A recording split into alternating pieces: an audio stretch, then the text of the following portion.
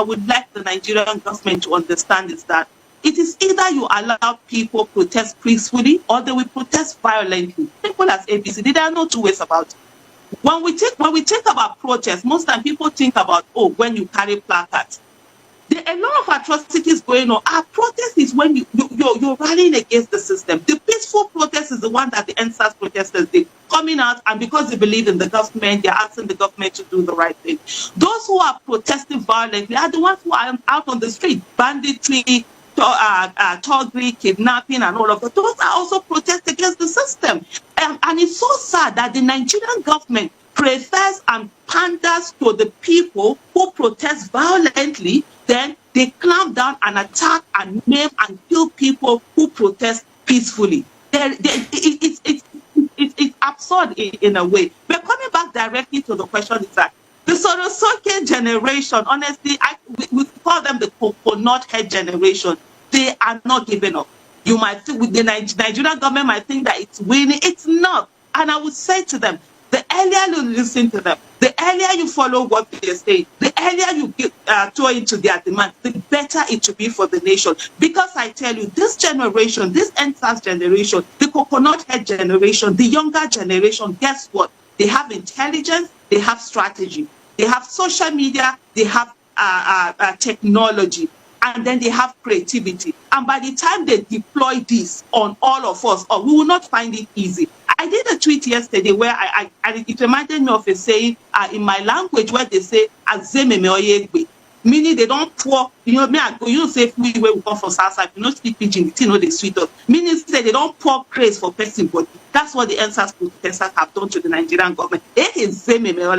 All throughout yesterday, they said there was going to be, see the way the Nigerian government has been all over the place, sending security all over the place. And you would wonder that where was the Nigerian government when 78 of its citizens were killed? Their throats were slaughtered by terrorists. Where was this Nigerian government? Where were these security agents? They were nowhere to be found. But when it comes to NSAS protesters, they are out of bed to be found. So I think we've not seen the end of NSAS protests.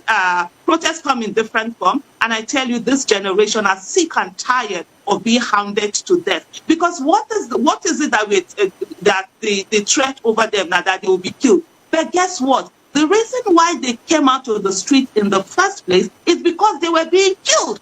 The NSAS protesters, the NSAS protest, in the words of Florence Ozo, is the protest for survival. They are being killed under the cover of darkness. They came out in the light and said, please stop killing us. And now you are still killing them. Even if they go back, they are going to be killed more. And we've seen killings that have happened over the last period of time. So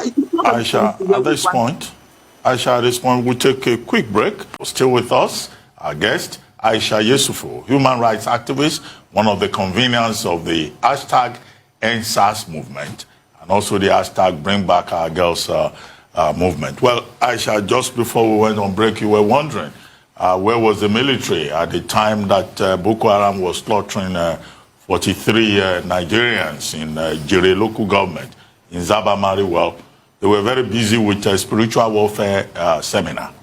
And then you made a point about President Buhari. To be fair to President Buhari, when he spoke yesterday, he said, look, protest is allowed. He doesn't have anything against people expressing their preferences and, enjoying the freedom of free speech. But that what is against is hooliganism. So I think it's important for us to put all of that in context. But I would like to ask you, the president is going to address the National Assembly on Thursday, we've been told. What are your expectations?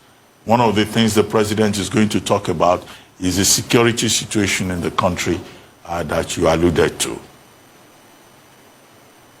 First of all, before I go into that question, I just want to talk about this hooliganism that the president did talk about. And I think it's very disrespectful for people that we put in office to keep looking at us and telling us all sorts of things. And then citizens are the ones that are supposed to be respectful to the people in office. If there's anywhere where there's hooliganism going on, I think it's at the ASO Villa, and the president is the one presiding over that. And we've had to feel the effect of that hooliganism. And it's very unfair for the president to come out and look at protesters, people who are coming out and simply say that they are tired of what is going on in the nation and they believe the government should be able to do something, and coming out to say something of that. That is not the language that the president should be using. He has consistently over the years since he has been elected denigrated Nigerians both in and outside of the country, and every time he speaks, it's that tone that he uses, and it needs to stop. The highest office in the land of this nation is the office of the citizen. The office of the president is the highest political office in the land, and we should always remember that we are not slaves to them. We put them in there to serve us, and that's why they are called public servants. But it will also be fair to respect the office of the president. I mean, to say that there is hooliganism at the top, that may be a bit too harsh, don't you think? No. About it, if you felt very good calling citizen, I am a citizen of the Federal Republic of Nigeria, and I occupy the highest office in this. And if you felt very good for the president to call me a hooligan, then you should feel very good also for me to call the president a hooligan, because it is vice versa.